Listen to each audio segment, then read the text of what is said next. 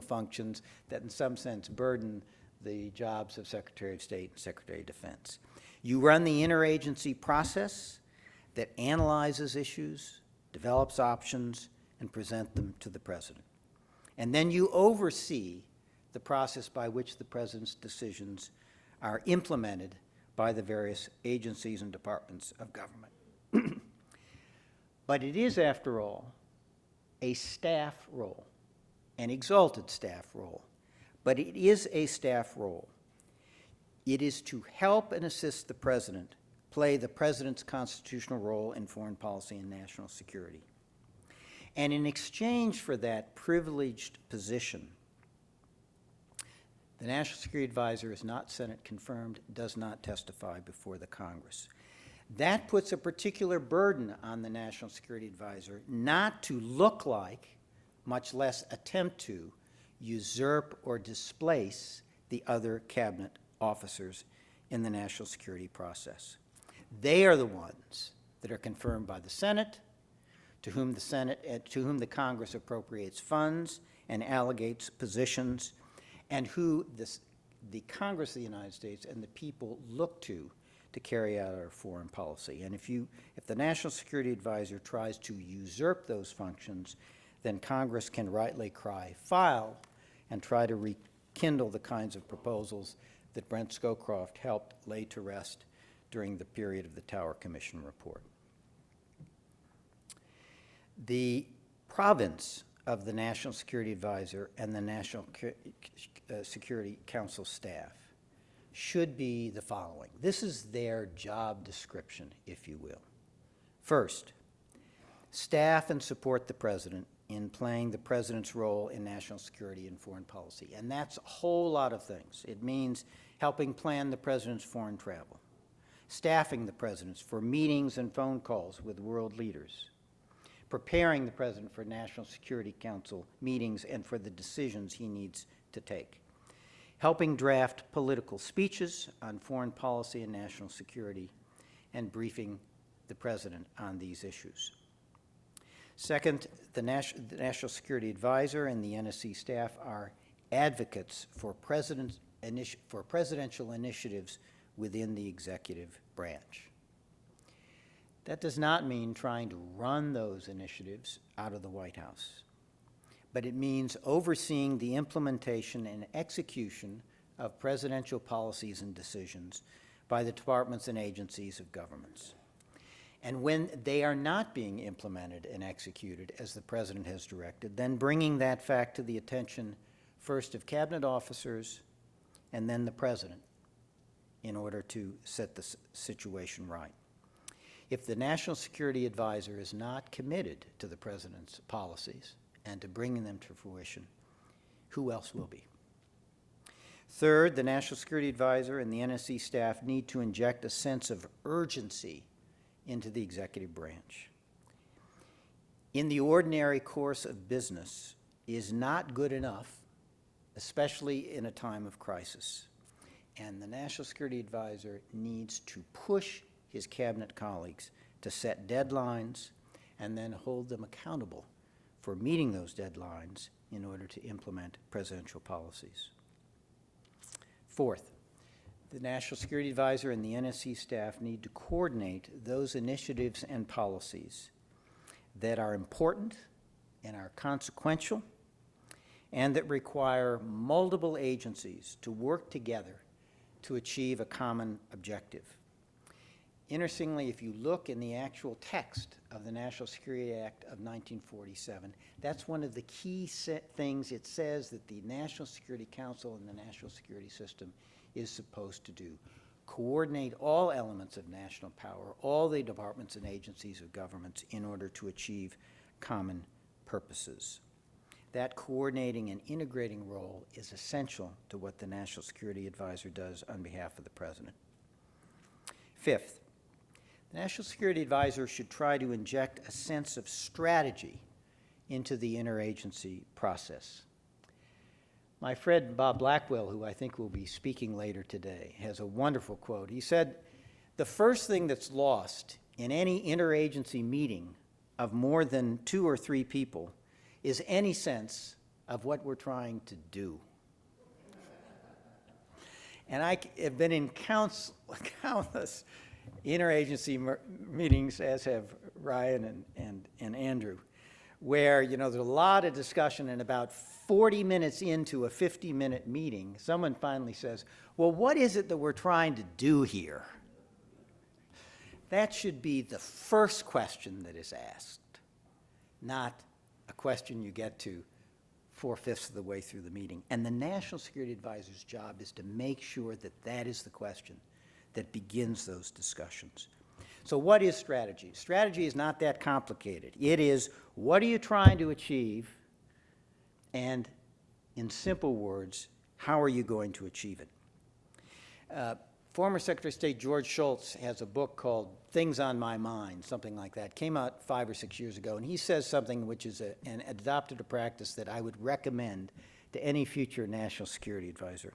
He said at least once a week he would go to his outer office and he would tell his staff, don't bother me for the next hour and a half unless my wife calls or the president calls, thereby showing that Secretary Shultz knew that domestic politics was more important than presidential or international politics. Now, they all thought that he was going in to take a nap for the next hour and a half. But what he said he would do is he would go into his office, shut the door, grab a legal pad and a pen, and he would think about the problem of the day, and he would say, how do you define the problem? And he would write it down on his yellow pad. And what are we trying to achieve with respect to this problem? And he'd write that down. And then what is the strategy for achieving it in 4 or 5 simple steps? It is that kind of clarity and thinking that gets lost in the plethora of issues and the urgency that really is characteristic of operations at the White House. And if you don't think about where you're going, almost any road will get you there. And that is a policy of foreign policy folly and not proficiency. Finally, the role of the National Security Advisor is to help explain the President's policies to the public. National Security Advisor needs to be cautious here. This is one of those places where you can look like you're beginning to usurp the role of other cabinet officials, particularly the Secretary of State.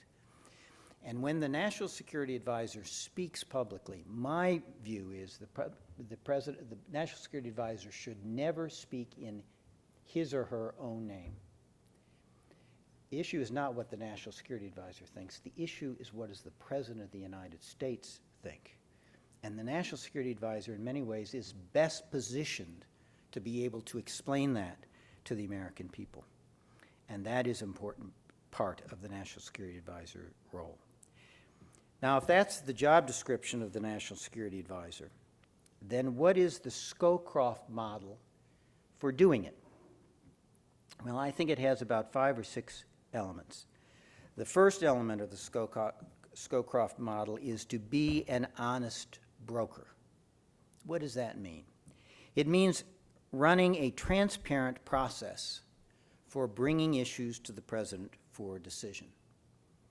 It means making sure that cabinet secretaries are full participants in that process from the start. My sense is that many times in the White House, domestic policy issues are handled in a different way. An initiative comes up through the White House staff, is brought to the President, the President's buy-in is achieved, and then, only then, is it taken to cabinet secretaries, kind of in the form of marching orders and, get ready to implement and execute this policy. I think that is a classic mistake. The President has picked as his Secretary of State, Secretary of Defense, Vice President, people in whom the President has great confidence. They need to be part of the developing of any national security and foreign policy initiative from the beginning. And it is not enough just for the National Security Advisor to present the views of the cabinet officers to the President in a fair and balanced way, which, of course, the National Security Advisor is. But it is also important that the process give maximum opportunity for cabinet secretaries and department heads to express their views personally to the President of the United States. if cabinet secretaries are given an opportunity to make their case to the president, it's my experience that when the president decides, even if it's inconsistent with what the cabinet secretaries have said, they will salute and they will carry it out with enthusiasm. And you need their buy-in because they are, of course, the ones that implement presidential policy decisions. Another aspect of being an honest broker is do not insert yourself between the president and the cabinet secretaries. They should be dealing with the president directly. You should encourage private meetings between cabinet secretaries and the president. And sometimes you should encourage the president to meet with them one-on-one with a national security advisor not even present. This is particularly important when dealing with military issues in the Secretary of Defense, because the National Security Advisor is not in the chain of command between the President and the Secretary of Defense and his military, and should not try to insert themselves in that position. President George W. Bush, who I served many times, would come in the morning having thought overnight of a decision that he had to make with respect to military forces, and he would say, call up Bob Gates and tell him I've decided X, Y, and Z. And I would always say, no, Mr. President, I'm not in the chain of command. It goes directly from you to the Secretary of Defense. You've got a phone on your desk and a button that says SecDef, and if you push that button and pick up the receiver, Bob Gates will be at the other end of the line, and you need to give him this direction yourself. It's very important for you to maintain that direct relationship between the President and his cabinet secretaries. And that also means you do not undermine cabinet secretaries to advance yourself at cabinet secretaries' expense. And this is a huge temptation, especially when you're serving someone like George H.W. Bush. The president is a powerful figure. You want to please that president. You want to show that you can deliver the goods for the president you serve. And it is a temptation to show that you can help the president at the expense of his cabinet secretaries. Do not do it, because it's very easy to undermine the status of a cabinet secretary with the president. Let me give you an example. So you get up at 5:30 in the morning, which is what you do, or when you're in the office at 5:30 in the morning, having gotten up at 4:30 in the morning, which is what you do as National Security Advisor, and you sit down and there is the Washington Post, and on the front page above the fold is a leak out of the State Department that you know is going to send the president through the overhead. Now you have two choices in that situation. One choice is you can wait, go in and see the president at 5 after 7 and say, Mr. President, I'm sure you saw the leak on the front page of the Post today. It came from the State Department. I told the Secretary of State they've got to get control of that building. I don't know what's going on over there, but don't worry, Mr. President, I'll take care of it. Now that makes you look good, the Secretary of State look bad. I do not recommend that course of action. The alternative is at 5:30 when you see this, you call the Secretary of State, who, if it's Condi Rice, is on her elliptical or on her treadmill in the morning. And you get her on the phone and you say, Condi, have you seen the Post today? No. Well, there's a leak on the front page. Take a look. Call me back. And when the Secretary of State would call you back and says, yeah, I know, and here's what happened, and here's what I'm doing about it, and then says, so Steve, what should I do? Do you want to tell the President? And I would say to her, no, Condi. When the president gets in at 7 o'clock, you call the president. You explain what's happening, explain what you're doing about it. He needs to hear it from you. And then when you don't go into the president's office at 5 after 7, you wait until 10 after 7. And when you walk in and the president's on the phone with Condi Rice in this case and puts his hand over the receiver and says, it's Condi, she's talking about the leak. You don't say, I know, Mr. President, I told her to call you. The president needs to have a strong relationship with his cabinet secretaries, and he needs for those cabinet secretaries to succeed if the president is going to succeed. And your first responsibility as National Security Advisor is to try to encourage and facilitate that success. That's also a good way to maintain the confidence of the other National Security Council principals, which you need as the National Security Advisor. And the way you do that is to let them know what the president is thinking, how the president is leaning on an issue, because you're best positioned to know that probably than anybody else. Don't surprise your cabinet secretaries of your views. You don't tell the cabinet secretaries what you're going to tell the president. But I, in various meetings, would clearly give them a sense of how I was leaning, so they would have the opportunity, knowing that, to make a rebuttal case to the president the next time we got together on that issue. And finally, most importantly, do not put your thumb on the scale, and do not try to perturb the process to game it towards a particular outcome that you prefer. That is inconsistent with being an honest broker, which is the first requirement of the Scowcroft model for being a national security advisor. The second is to put the president at the center of the process. As the national security advisor, your job is to serve the president and enable the president's decisions. You are not the decider. The president is the decider. In fact, the whole National Security Council itself is not a decision-making body. It is only advisory to the president. You want to make sure that the NSC organization and process is meeting the president's needs. It is outside of congressional oversight precisely to be a flexible instrument that the president can mold to the president's particular leadership and management style.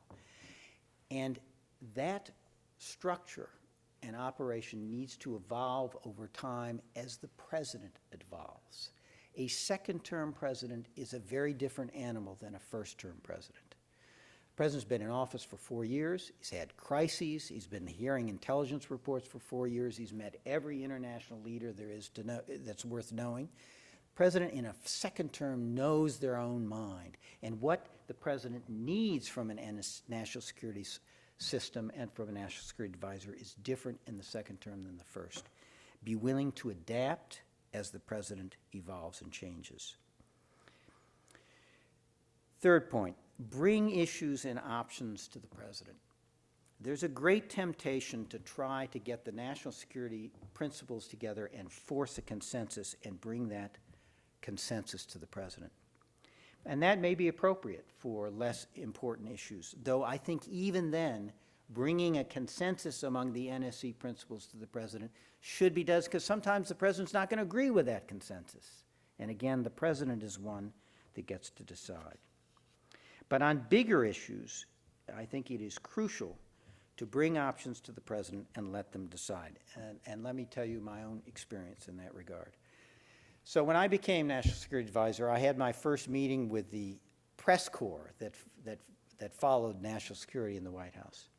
And one of the reporters, who was fairly intrepid, said, "So look there are all these 600-pound gorillas around here. You know, we got Don Rumsfeld and we got the vice president. And if Condi Rice, the president's closest advisor on national security matters, couldn't knock heads and get a consensus among those 600-pound gorillas, with all due respect, Mr. Hadley, how are you going to be able to do it?"